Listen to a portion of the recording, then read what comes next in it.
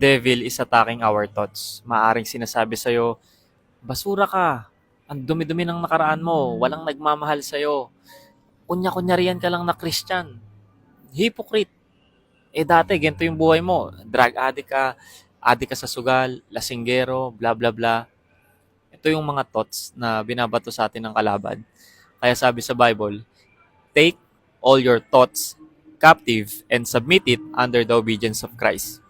Kasi kung hahayaan mo, nakainin ka ng mga ganitong thoughts na obvious naman na sa kalaban ng gagaling, maaaring makaapekto yan sa kasalukuyan mo. Kung paano kayo mag-isip, kung paano kayo gumalaw at mamuhay. You are letting your past failures influence who you are and your identity. Always go back to the scripture.